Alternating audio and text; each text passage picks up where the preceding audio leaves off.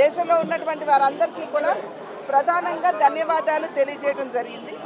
అదేవిధంగా రాష్ట్రంలో సైతం ఏదైతే కూటమిగా భారతీయ జనతా పార్టీ తెలుగుదేశం కాలంగా ప్రజా కంటక పాలనని ప్రజలు చవిచూసినటువంటి సందర్భంలో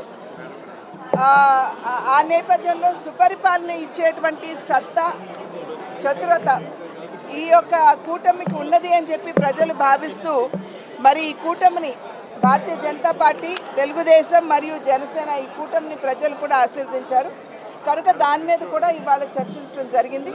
అదేవిధంగా కూటమిలో ఉన్నటువంటి సందర్భంలో మనం ప్రజల వద్దకు ఎలా వెళ్ళాలి అని అంటే మాకు కేంద్రం నుండి సహసంఘటన మంత్రి గారు శివప్రకాష్ జీ, అదేవిధంగా అరుణ్ సింగ్ గారు, మరి కేంద్ర మంత్రి గారు అయినటువంటి మురుగన్ గారు వచ్చారు.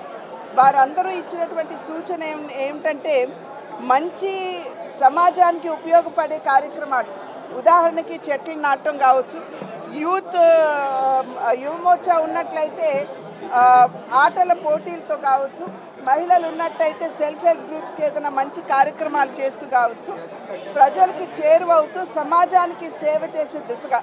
ఎందుకంటే భారతీయ జనతా పార్టీ సేవని నమ్ముకున్నటువంటి పార్టీ, సేవకి పెద్దపీట వేసేటువంటి పార్టీ కాబట్టి ఆ దిశగా అడుగులు వేస్తూ ప్రణాళిక సిద్ధం చేసుకోమని చెప్పి వారు మాకు అదే చెప్పాను కదండి.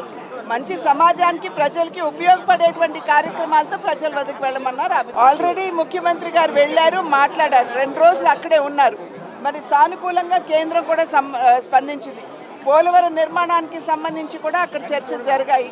అదేవిధంగా అమరావతి గురించి కూడా చర్చలు జరిగాయి.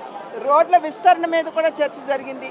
అన్ని అంశాల మీద కూడా కేంద్ర ప్రభుత్వం సానుకూలంగా స్పందించడం జరిగింది.